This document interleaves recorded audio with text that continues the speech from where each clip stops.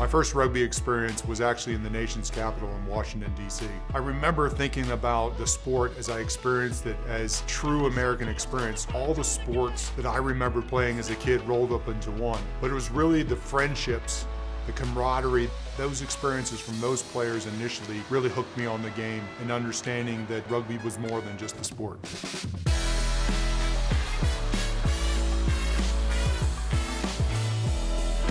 I played in 3 World Cups, and I can't imagine the feeling it would be to be an American player standing on home soil playing in a World Cup. It was awe-inspiring at the 3 I was at, and I get goosebumps thinking about what it would be like to hear the national anthem right before kicking off on home soil.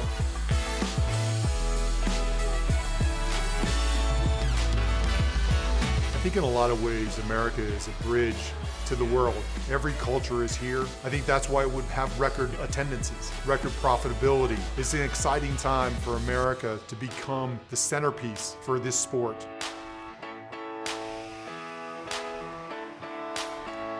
One of the biggest aspects of being able to host a World Cup is it creates this unified vision for rugby here in America. We have such an opportunity to grow this sport and to put on the best spectacle of rugby that we've ever seen. And that kind of inspiration to galvanize our youth programs, our club community, our college community all together around this common vision really, I think, can allow us to set USA Rugby on a trajectory that we don't even know where it'll go yet.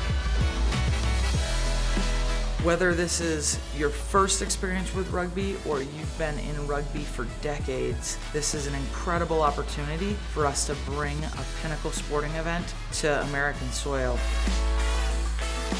My goal is for all of us to come together, bind together, and present a winning bid for both the men's and women's World Cup for the United States of America. Please consider joining and supporting us all as we go on this journey. I look forward to seeing you along the way.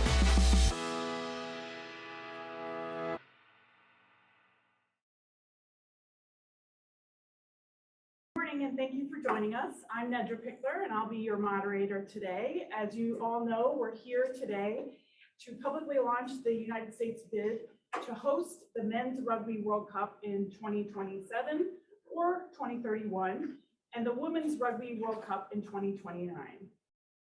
It's an exciting day and for all of us here and for the future of rugby here in the United States and around the world.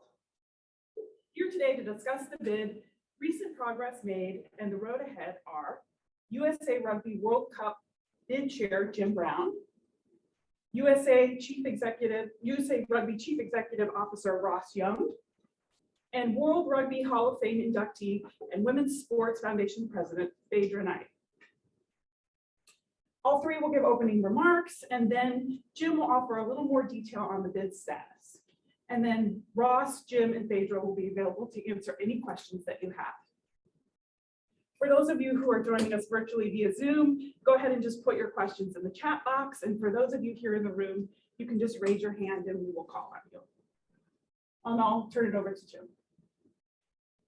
Thank you very much. Thank you, everybody, for being here. It's really an exciting day for us.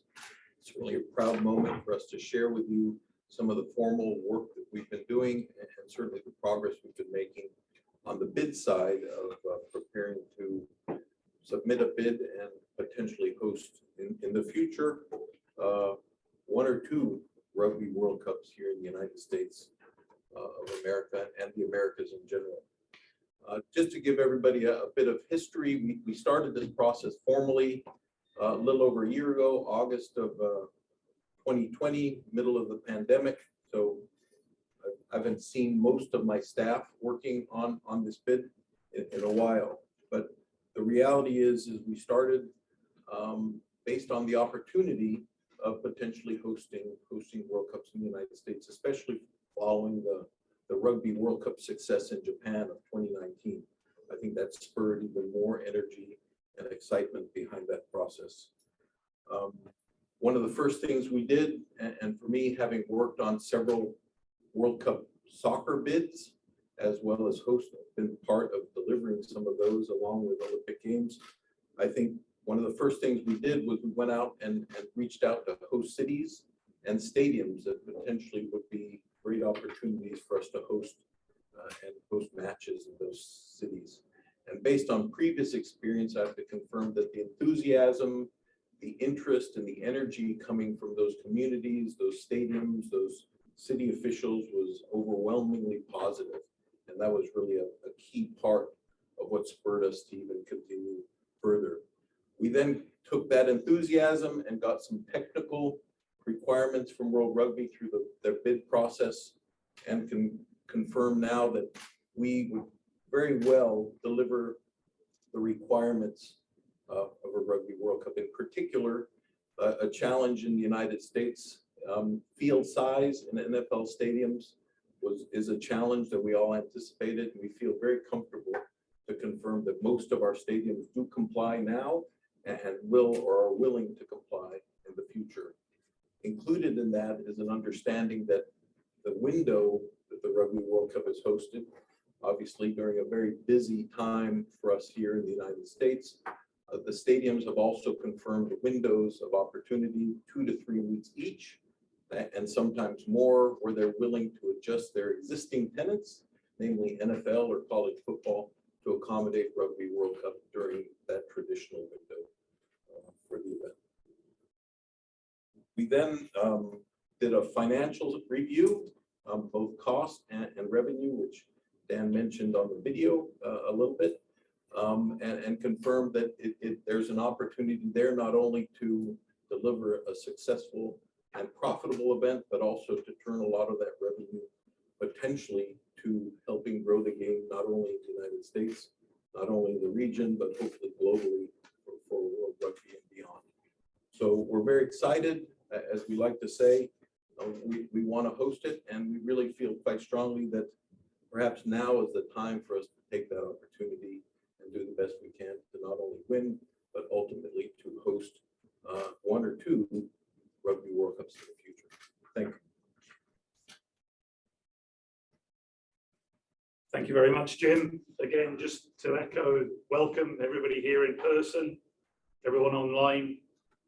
You know, as soon as Jim mentions excitement, it's an understatement, really. I think that Jim and Phaidra were both board members of USA Rugby when we really first started discussing the possibility of hosting Rugby World Cups in the US, and undoubtedly the desire was there to do it properly. And you know, as a union, for us, it's massively important that the 2 pillars to what we're about and why we exist really is all around, you know, increasing participation and improving performance all the way through the various different levels and ultimately in the national teams. And there is no greater platform to show that than a Rugby World Cup. You know, the major events themselves, you know, generate a huge amount of interest at various levels. And how do we engage? How do we build the plans around doing that to meet those goals, ultimately of increasing the numbers that play the game and improvements, access to additional games at various different levels for our national teams?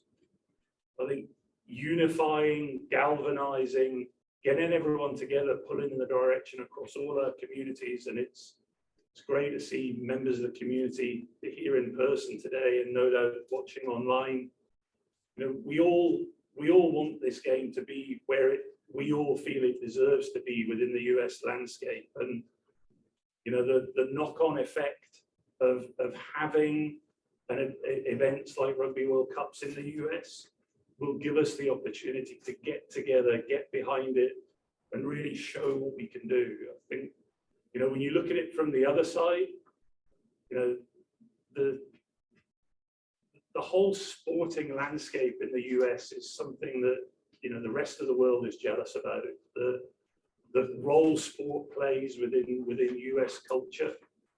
You know, there are numerous various different stats out there from surveys around, you know, numbers of sports fans, and, you know, quoted 40 to 45 million of those US sports fans have an interest in the game, which is phenomenal. How do we harness that? How do we engage that? You know, how do we get everyone unified in making the most out of this? So, you know, across all levels of the game, youth, high school, college, club, professional entities like MLR, the WPL, I mean, we can all benefit from the knock-on effect of hosting. The evidence is there for everyone to see. So it's great to be here. And obviously we'll go through a lot of those things in a little bit more detail, but you know, it's a huge opportunity, and you know, we really have to do everything we can to bring these events to the US. So thanks for your support, and I'll pass on to Phaidra. Well, I just want to echo what an incredible opportunity this is, and echo what both Ross and Jim and previously stated. Tremendous opportunity in this for us, and there's particular tremendous opportunity in the women's game. Given my experience as a national team player, I can't imagine anything better, and anything that would mean more to rugby players, both current and past, fans, supporters, future fans, than hosting a Rugby World Cup in the US. Now, in my current role as president of the Women's Sports Foundation, we work tirelessly every day to improve the profile of women's sports. That's what we do, from an advocacy perspective, from a resource perspective. And so I cannot overstate how important it would be to see women's rugby matches from the World Cup in NFL stadiums. That's just unheard of. As we, as it exists now. And so, the great thing too is that the US really boasts strong women's sports infrastructure and interest. And those are two things that are lacking pretty vastly globally. So this gives us a unique opportunity here in the US to host the 2029 Rugby Women's World Cup. Now, women's rugby is by far one of the fastest growing sports in the US, and we've seen somewhere around a 36% increase over the last 10 years. So with all of this, I'm excited. I hope you're excited. And we can't really wait to see how a US hosted Women's World Cup inspires girls, not only here, but all over the world, to really get involved and get in the game. Thank you. Great, thanks for all of that. Right now, we will go ahead and dive into a few more details. Jim, do you want to go ahead and kick us off? Sure. Thanks. Thank you. So we'll go briefly, I promise, briefly go through the PowerPoint presentation that was prepared in anticipation of this meeting, and most of you should have copies of it. Just to confirm some of the key details, I think the first slide provides data and information that really, I think, presents the Rugby World Cup, as we like to say, the third most popular sporting event in the world. And as I said, from an opportunity standpoint, the United States has hosted Olympics, will be hosting its third FIFA World Cup, having hosted the men's and the women's, fourth, men's and the women's World Cup previously. So I think this data really confirms to everybody really the magnitude of what not only the Rugby World Cup was able to deliver in Japan, but in an emerging market, which I think allowed us even more, as I said earlier, more support for taking advantage of World Rugby's bid opportunity coming up. The next slide provides some information, obviously, on the women's, the most recent women's Rugby World Cup in 2017. Obviously, the opportunity for growth is great. The data points at the growth with upcoming Women's World Cup coming up in New Zealand. I think everybody will be looking at that carefully to ensure that it's heading in the direction we all expect it to be going. And as it goes to the future, our sense was to really add ourselves to the mix potentially and focusing on 2029, our Women's World Cup bid of 2029. We feel we could add that potential women's growth and certainly growth to rugby in the United States in general. So coupled with all that data coming out of the most recent Rugby World Cups, is Rugby World Cup intention to award 4 Rugby World Cups at one time, which allowed us to, when we embarked a year ago in our review, we certainly studied on the men's side 27-31. I think as we embarked on that, there was a sense that 27 might be more immediate, more something we could really understand and target in the near future. But over the course of, say, the last 6-7 months of work, I think it's clear to say that our preference is 2031. Given the extra time, we might want to focus on things like developing the game, developing the market for rugby, and really maximizing that potentially longer period of time if we are given that opportunity. We are prepared to bid on 2027, and we are also preparing material for that, but certainly that preference has been shared with World Rugby and confirming that today. Along with 2029, the idea is to couple those 2 events together if we are given the opportunity to host both and run them as one organization, which obviously allows some synergies, revenue and cost sharing, which I think provides an interesting package to World Rugby as they approach their decisions. Here's a slide outlining where we sit in our part of the world, confirming that the Rugby World Cup has never been in the Americas, North, South, or United States specifically. And I think we see that as an opportunity. And again, as said, Japan was the first time it's been hosted in Asia with great success. And I think we hope to trampoline off of that success and provide something even greater and potentially as impactful, if not more impactful, than World Rugby's seen in recent history. As we go through that, I think it's important to highlight that we've reached a consensus on our hosting concept. In both men and women, the event would be treated as a national event. The data coming out of 2017 on the women's side was in Ireland, which was essentially played in one town.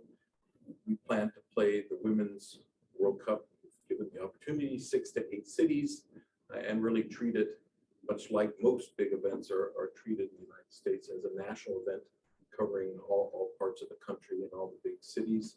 Big stadiums and medium-sized stadiums would be the approach on the women's side. On the men's side, only major stadiums are the focus right now, 50,000 seats or more. And we really have planned with the cities that if there is a concern with some games, maybe not having that opportunity to get to that number, each of the cities have offered a smaller stadium as an option if need be. We don't feel like that's necessary. We're quite bullish in our approach to fill all the stadiums as required and as expected, and really maximizing the opportunity of having all those seats available for development reasons, perhaps a cheaper ticket or less expensive ticket for rugby fans to be able to go in and really experience Rugby World Cups in person. As we also do in the United States, we're going to treat it as we call a mega event. So it's not a regular regional or national event. We're going to treat it as a big event activating the whole country. So unlike an Olympics, which is focused on a city, we expect all of our cities to really activate it and hopefully really make it feel like a national platform, a national big event. And then also the final piece, which Ross will present later, is the focus is to generate revenue so that we can fund and provide pre-World Cup development and grow the game leading into the event. events, and then obviously leaving a legacy fund to continue growing the sport and hopefully leveraging the sport to the benefit of all kids and players and participants. As far as our host cities, next slide. I think we have 28 cities still very interested in hosting a Rugby World Cup. In most cases, well, we have 28 cities on this slide. 24 of those cities have either voiced or we expect will confirm that they're interested in hosting Women's World Cup as well, not only men. So that's a positive. We've reached out to all the cities. The big stadiums, of course, are busy during the traditional window. And as I said earlier, each of them has confirmed a window within their NFL season or their season where they feel that they could accommodate us for 2 to 3 weekends at a minimum, in some cases even more time to potentially host matches. That includes all the big stadiums: Seattle, San Francisco, LA, Denver, Kansas City, Dallas, Houston. So going west to east, I think we're quite confident we can do it. New York City, which hosts 2 NFL teams, has also confirmed that they'd be able to accommodate at least 2 weekends for Rugby World Cup. So we've done a lot of due diligence there and feel quite comfortable. We expect, as it says here, 10 to 12 men's stadiums for men's Rugby World Cup 27 or 31, and 6 to 8 for women in 2029 is the idea.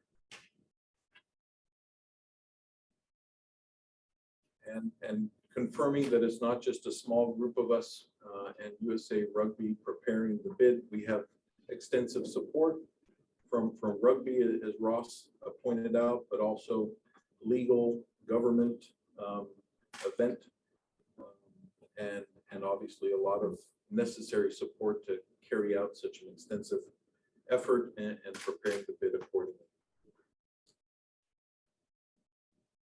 And then finally, for me, I think as we approach a developing sport like rugby here in the United States, we've conducted some surveys, a survey which has come out as of yesterday. We got some of this information, which confirms consistent and steady support for not only rugby, but Rugby World Cup, not only men's Rugby World Cup, women's rugby as well. So you can look at this, and obviously over the course of the next few months, we'll probably start sharing more of this information to everybody. So now I'll hand over to Ross, who will go, as I said earlier, get into the growth of the game. But before I hand to Ross, confirming that the total number of tickets we feel are available, obviously estimating and predicting stadiums themselves, we expect to have over 4.1 million tickets between the 2 World Cups available for sale for people to attend our matches, and we fully expect to have those full and maximize the opportunity for everybody. Thank you. Yeah, thank you very much, Jim.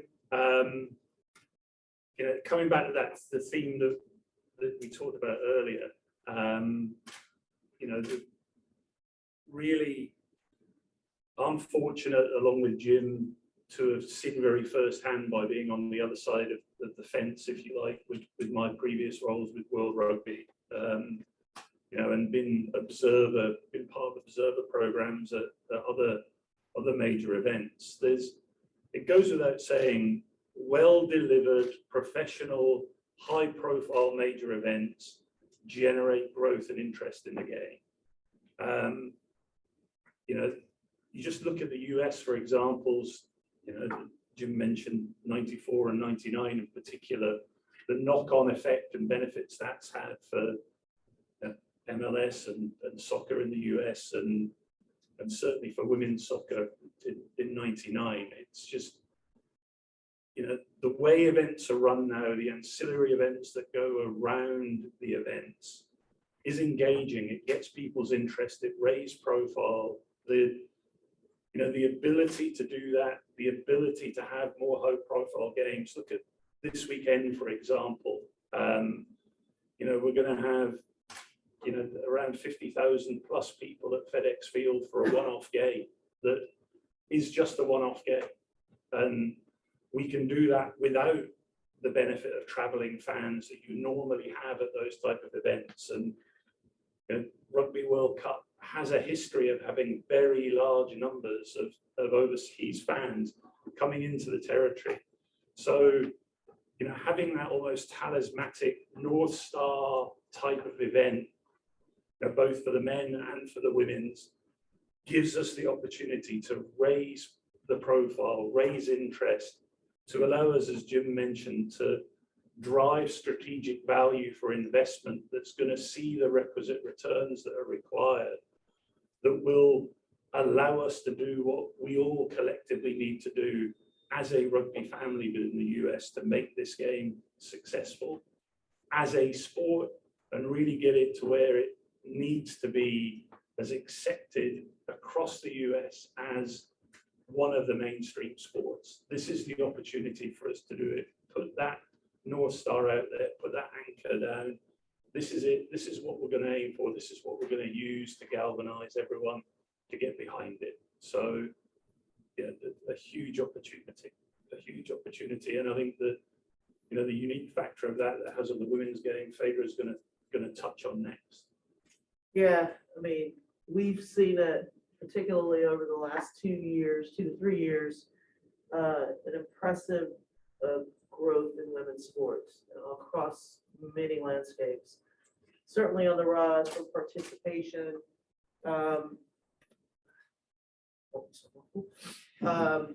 Definite interest in watching women's sports. Just in 2021 alone, the WNBA regular season viewership was up 49%. And over 2020, it was up another 24%. So we're seeing dramatic increases in the women's landscape. There's a big following also. 84% of the general sports fans are interested in women's sports. And there's been an improvement in investments in women's sports.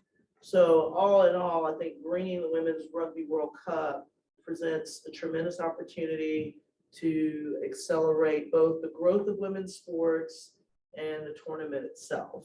Not just here in the US, but this, as Ross so eloquently says, it's going to have a great knock-on effect across the world. So, we should certainly seize this opportunity. Great. So at this time, our panel can take any questions that you might have. We have journalists from around the world joining us on Zoom, which I think is a reflection of the global interest in this bid. So a reminder for those of you who are on Zoom, go ahead and just type your question in the chat box and we will read it aloud here. For those of you here in the room who may have questions, you can just raise your hand in the old-fashioned way and we'll call on you. Just please state your name and media outlet before you ask. I will go ahead and start by reading one of the questions that came in on Zoom. We have a few already. And Gerard Farrick from Around the Rings asks, Jim, I know you talked a little bit about your thinking on 2027 versus 2031, but he asks, with the Southern Hemisphere overdue to host a men's World Cup and Australia interested in 2027, have you been given any indication as to whether 2027 or 2031 is more likely? See, Jim passed the hospital pass to me. The answer currently is that's World Rugby's call. We've, as Jim alluded to, we've dealt with the bid criteria that's come through. We've been very clear in our operational capability to deliver on both. I've had a number of discussions with our friends in Australia, but it's as Jim said, our preference would be 31, and I think it's right that we focus on that just now. But it's really for World Rugby to do their assessments, and I think that what is worth pointing out that what has been great about this bid process, having been on the other side of it, is World Rugby have changed, and it's much more of an interactive, managed process now than it ever has been before. So there is lots of 2-3-way dialogue. It's not just a case of, here's your bid documentation, thousands of pages of it, go and fill it out and submit it, and then they'll make a decision. It's much more dialogue. So I know World Rugby are having a number of internal discussions between, between all the interested bidding parties, and they're gonna present that progress report at council meetings late in November, and we're all really sitting to wait what the outcomes of those meetings are about how we focus on the last phase of this process, if you like, between those council meetings in November and the awarding announcements in the May meetings. Great. So Johnny Lewis from Rugby Wrap Up asks, are you worried about the famously unfair voting system for Rugby World Cup bids, where the big tier 1 unions have most of the votes and influence, which will make it a lot harder for a small union like the USA to influence the big unions to gain their vote? I think I already answered that from the previous question.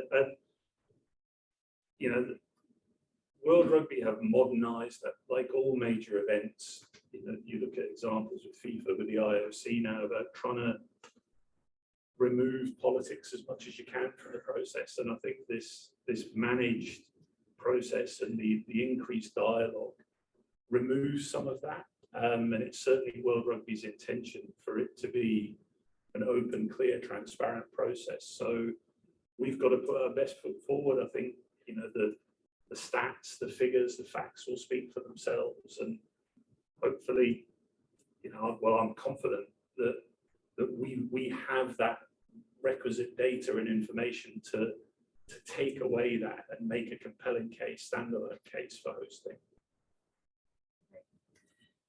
Chris Foy from the Daily Mail is asking, Vancouver was listed as a potential host city. Does this mean the bid could involve neighboring countries, even in South America, like Argentina, or is this very much a standalone US bid?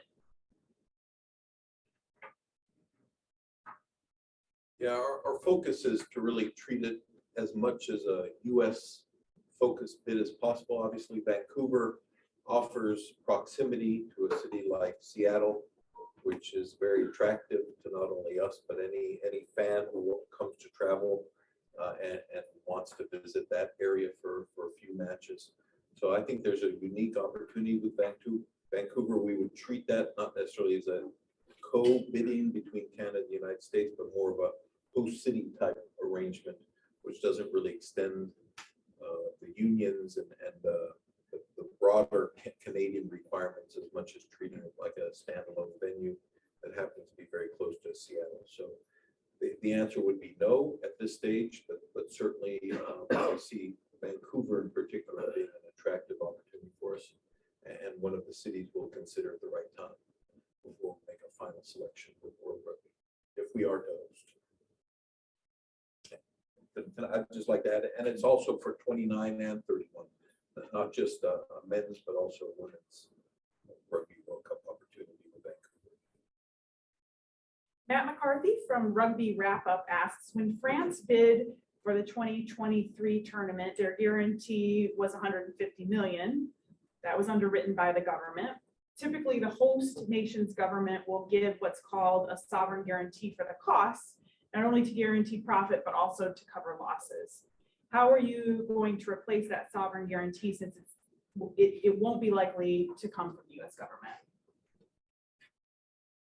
Well, when Jim gives me that look, I'll answer. No, I think it's a great question, and it's something that again, I keep going back to that same point. The benefits of the ongoing dialogue with World Rugby is, when we embarked on this process, we were fortunate enough to have this phase being funded by private equity through a small group of rugby stakeholders, which has been phenomenal.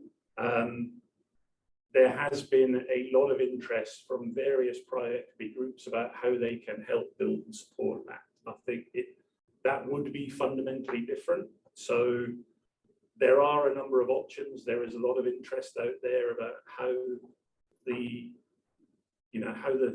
cash flow aspects, if you like, of the event would be financed, but we've not committed to any, and it's really it's putting those options on the table about how we're going to move that forward, and that will really form part of the discussions post the November meetings with World Rugby about the best way to move forward, because of the unique nature, as you said, of how Rugby World Cup has been supported and funded with pretty much federal cash previously, and how that can't happen in the US. So there are multiple options, but that's really a key part of the next phase between November and May.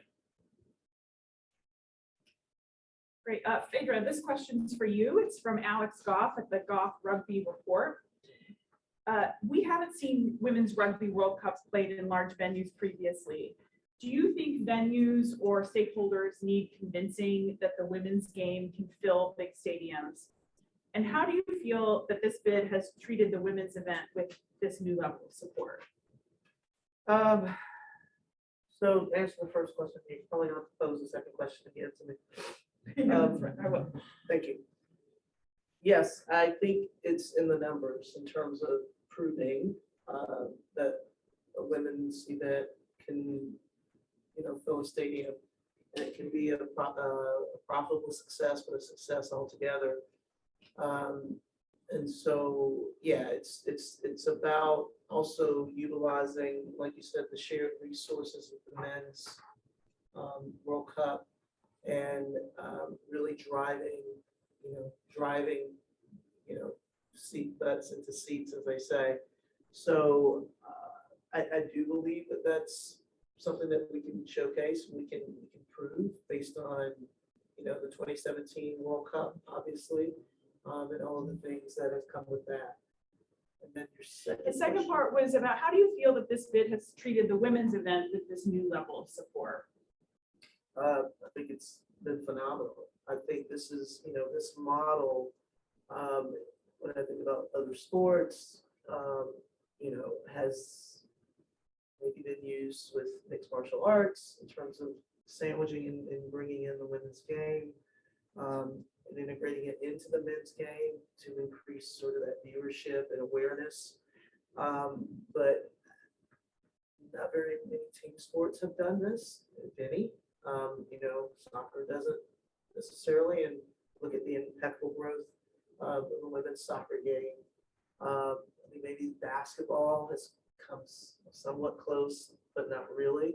And standalone, the WNBA has, again, we talk about 49% increase in viewership in 1 year alone. So I think this is a great way. This is actually setting the stage for other sports to follow, and bringing the women's game into the men's game, sharing the resources, and really attracting investment from many respects into the game so that it can actually gain some momentum, some tremendous momentum, to be sort of a standalone as well at some point in the future. Great, thanks for that, Phaidra. Rob Woolard from AFP asks, how confident are you that the Rugby World Cup will be able to compete for the attention of casual U.S. sports fans, given that it will be up against the juggernauts of the NFL and college football at that time of the year?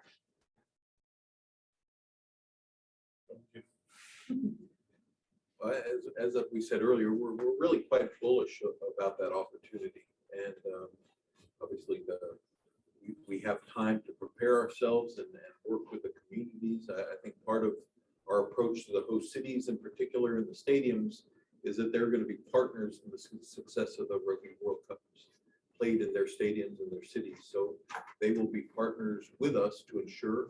In the case of San Francisco, the group leading the San Francisco bid is the 49ers. In the case of MetLife or Boston with the Kraft family, it's the Patriots and New York Jets, New York Giants. So our partners are those entities, and I think our success is their success, and we're really quite confident that shape will help us greatly in ensuring success even with them being as active and focus of the United States anyway at the time. But we're really quite confident, as confident as we can be, and I think we'll develop a plan that allows us to work with those groups and really provide success for all of us. While we're on this, Tom Hamilton from ESPN has a good follow-up. Given the scheduling of the NFL and college football season and the clash there with potential venues, how do you plan to deal with the potential scheduling conflict? Would you ideally like this to be moved out of the October to November window? I think our answer to that question is we are prepared to deliver the World Cup in the traditional window. We've obviously understand that if we were to be in a different time earlier in the year, late summer, it would work not only for us, but perhaps for World Rugby as well. But we are confident that we can do it in September, November period. That's really our focus. But certainly would be able to discuss with whoever feels that they want to consider another window of opportunity.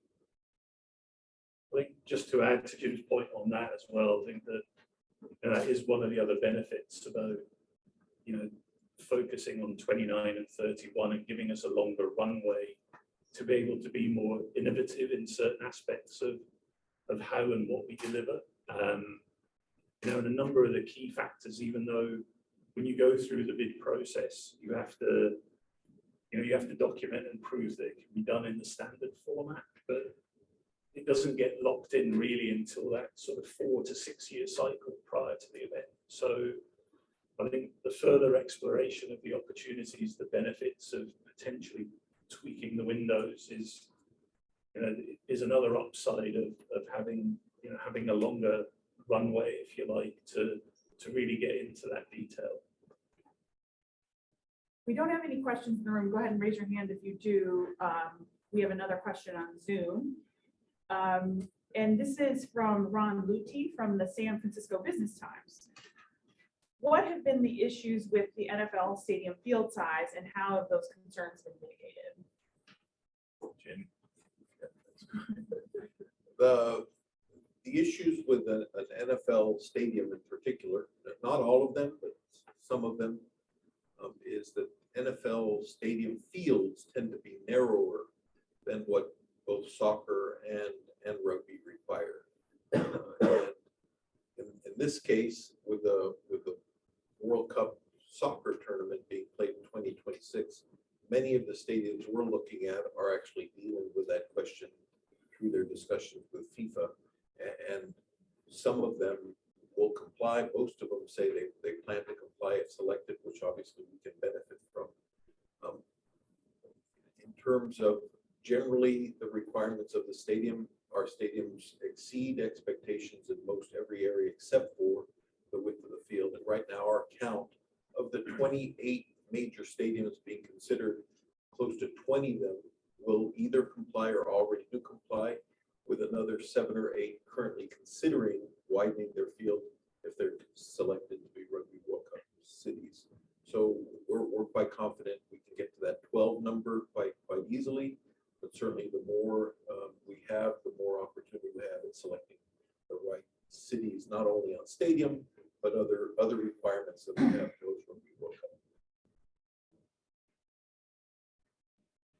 Okay, so Alex Goff of the Goff Rugby Report asks, profitability in the Rugby World Cup is massively important to World Rugby, but that can increase risk for the host nation. How confident are you of financial success and also avoiding a financial disaster? Let Jim start and I'll jump in.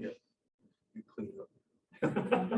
Okay, we're not only we, but certainly we presented those numbers to World Rugby, and I think everybody feels quite strongly that based on, and as I said in the introduction, based on ticket alone, we feel that we can deliver a sizable profit comparable to previous Rugby World Cups, even with the potential government guarantee that it might get paid by the United States in one way, shape, or form.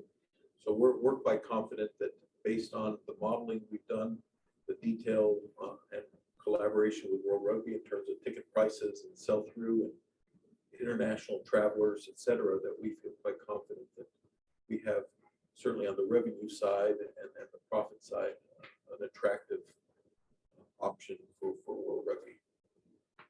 And I just think to add to that point that Jim's made is that one of the parameters prior to engaging in this whole process from USA Rugby is that there was no risk to the national governing body around operational delivery or financial risk. So it is a separate entity, as I mentioned before. To date, it's been covered by private equity, and World Rugby have also been, as Jim alluded to, that's been made very clear to them as well that as we move forward with a model, the model has to be standalone and has to be separate from the union, so that we don't expose any risk, because obviously we have responsibilities. We said to community members, you say some of them in the room, that doesn't happen, and that but I think the reverse is also true. If this is done properly, as we've said, and we build the right strategy around it with World Rugby as a partner, there's huge opportunities to almost pull forward some of that revenue for investment at grassroots level and high performance on the build up to the tournament, which will ultimately raise the returns of the tournament itself by that pre-investment. So again, we'll get stuck into that more between November and May, but we're confident the reverse will be true. It'll actually lead to more money available that we can help in conjunction with, with the community partners to make the event ultimately more successful. Kat Eversano, USA Youth and High School and Howard University Rugby. Compared to other countries, the US is a vast geography to tackle. What have you all identified that you would think would be maybe the top 3 benefits and the top 3 challenges of hosting here? Jim, that's in your wheelhouse. We see the country and size of country as a benefit. I think while there's challenges with team travel and fan travel, this isn't the first time the United States has hosted a major international event that is national. Women's World Cup '99, Women's World Cup 2003, FIFA World Cup in '94. They were great success. I was in Stanford Stadium working that venue in Brazil, who ended up winning the '94 World Cup, traveled all over the country. It seemed no problem. They obviously won the event, and I think the event was really deemed as a great success. Even to this day, I think the separation of the cities encourages people to really buy tickets in their city or buy tickets within their region, which also ensures the sale of and an opportunity for us to sell and fill those stadiums. To this day, the '94 World Cup, even though it was only 52 games in 1994, still is the record holder for FIFA World Cup attendance, even expanding through the most recent FIFA World Cup. So I think that's the size of the country allows people in larger areas to travel in locally, and also I think our infrastructure and the benefit of the United States is all of our host cities have international airports, which allow people to travel directly into wherever the games are being played and travel from city to city. As Ross and I talked last night, I mean, air travel in the United States is probably comparable to what people do in other parts of the world where train or other means of transportation are more common. So for us to travel a couple hours is not a big deal in some cases, but certainly we'll make it very accessible for fans to be able to travel and get from game. And just to add to that, Ken, it's a good point, is every World Cup has its own unique challenges. The first one I was involved with in 2003 in Australia was a similar question about it's a big country. So how do you combat that by putting pods, or if you like, pools of activity in different cities that generate that local interest, but keep down some of the logistical elements till you come to crossing over different games. So we've, Jim and the team with the expertise they have run through various different models about how we can combat that. But compared to what ultimately was a very successful event in New Zealand, where the reverse was true, there wasn't enough hotel rooms there to bring in cruise ships. There are always challenges with the size and scale of a major event of this size, and the differences, as we've talked about, between single city, multi-event criteria such as the Olympics to the multi-city single sport like a Soccer World Cup and a Rugby World Cup. Great, I think we have time for a couple more here if there aren't any in the room. Yeah, go ahead. Sure. This is a quick two-part question. So John from Rugby Morning, a little over 2 months out now from the January proposal deadline. So first part, what are the final pieces that need to get fall into place for the official bid? And then two, are there plans to publicly announce the NFL stadiums or cities that will be part of the official bid? I think the first part, I think part of the reason we're here in DC is we're in the process of engaging with government and get the necessary requirements that we have to capture from the federal government and other pieces of the government. So that's partially what we have to prepare. Still, we're in the process of wrapping up what we call a RFP or RFI from the host cities. So final bits of technical information, number of hotel rooms we have available in the cities, to other details that might be obviously part of their hundreds and thousands of questions that they're asking us to fill out. So we're in the process of doing that. And really, we also want to develop some, let's say, PR material to be able to share to others. But generally, we feel like we're I'd probably say that ahead of schedule in terms of what we'll deliver by January. To your second point, right now, everybody, all 28 cities are still candidates. We expect, based on the latest RFI information that we're capturing, that we may drop a couple of cities, maybe get down to that 22 number, but we're comfortable with 20 to 22 cities being in the final proposal submitted in January. Yeah, and I think just to add to that, as Jim's alluded to, the preference is, as we said, 31, and it's a lot of those venues. Some of them will be updated. There may be new venues appear. So that's always happened historically. Is what you present in the bid is really as if you were going to deliver it tomorrow virtually, but there's still always enough flexibility before you lock in match schedules and lock in venues to, for that to happen down the line. And as we said, what has been refreshing, certainly from mine and Jim's point of view, having been on the other side of the fence, to say again, is that this open two-way dialogue, as we've been uploading various elements of information. So it's not a case of World Rugby don't see anything until that bid is submitted in January. We're pretty much going to have everything in draft form ready for them to consider, that they will update their council on it at the end of November, as I mentioned earlier. So there's, we'll continue to be prepared, ready, and willing to deal with whatever direction we get from World Rugby on next steps. Charlie Morgan from the Daily Telegraph asks, am I right in thinking that you are aiming for 50,000 fans at all matches at both men's and women's Rugby World Cups?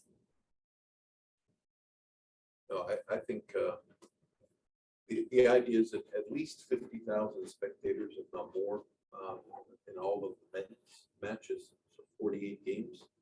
We expect to fill those stadiums with. There is an opportunity for a stadium in San Diego with 35,000 seats to be used, so maybe we make an exception there.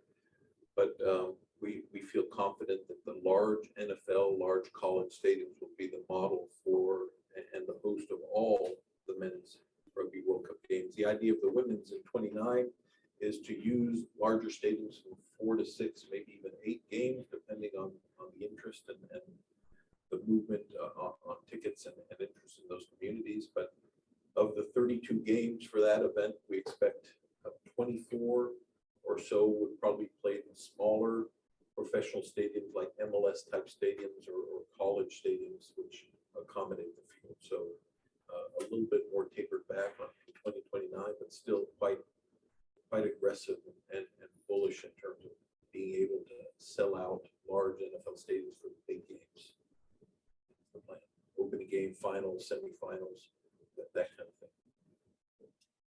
Alex Lowe from the Times asks, you mentioned the 49ers involvement in this bid. How many of the NFL franchises would you consider to be partners in this venture? The ones that essentially are running and operating the stadiums, and that's why I mentioned MetLife as well. So 49ers are modeled, Seattle as well. The Rose Bowl is not owned by an NFL stadium, but they're very much partners in all of that. So that's going to be our approach with the cities and certainly our dialogue with them. But anywhere there's an NFL stadium, their NFL team in a stadium, they'll be impacted. And so far, whether they're operating the stadium or going to be impacted by us, we expect to have extensive dialogue with them, whether they're financially involved or not. I think just to add to that as well is that, you know, the bid and the formal part of the process is one thing, but you know, part of bringing this event here to DC this weekend was almost test a number of those relationships. And Washington Football Club have been awesome in helping, you know, operationally and promote the upcoming event this weekend that gives us, as you like, more of that you know, that support that we're going to need to deliver. And you know, we've touched on a few times at various points during the Q&A and in the presentation that major events are fundamentally different from one-off events or league events, and you want engagement, which, as Jim said, has been phenomenal from sports commissions, from the major teams within that area, because we're a one-off event. It's not a threat on a yearly basis to some of the activities. So the engagement, the ancillary events that go on around major events, you know, benefit everyone in the long run. So you know, it's more and more important that multi-stakeholder involvement is tied in for the delivery of major events for everyone's mutual benefit. We're almost at 10 o'clock, so we'll just take one more question. And that will be from Matt McCarthy from Rugby Wrap Up. What are the legacy guarantees for youth and growing the game in America? In the past, there have been guarantees in these bids from other nations that never materialized. I'll start, and maybe Jim can jump on the back of some of the FIFA stuff. I think Matt makes a good point. Legacy is something that's been thrown around with major events from way back when. You know, what's the upside? What's the benefit of hosting? Be it Olympics, be it FIFA, be it a Rugby World Cup. How can you do that? I think, you know, what we've talked about as part of this process, as part of our submissions to World Rugby, is legacy, by the meaning of the word, tends to be what comes after. We want the legacy to start from when we're awarded, to ensure that we do set the right metrics, that we are realistic in what we're trying to do, and that ultimately it'll make the event more successful. I think, you know, there have been incidents, not just in rugby, but in sports in general, where the point Max is true, is that everyone's so focused on the delivery of the event, you sort of forget about it till the event's gone, and then, oh yeah, we had to do that. We had to tick the box of that legacy element. We want building those development plans to form part of what will be delivered, you know, should we be fortunate enough to host one or either of both of these events. Great. There were a few questions that we couldn't get to here in the hour. So if anybody has any follow-up questions, please reach out to Liz Beadle or Calder Cahill. We're going to put their email addresses here in the chat on Zoom if you need any additional information. And thanks for joining us today. Thank you, everyone. Appreciate it.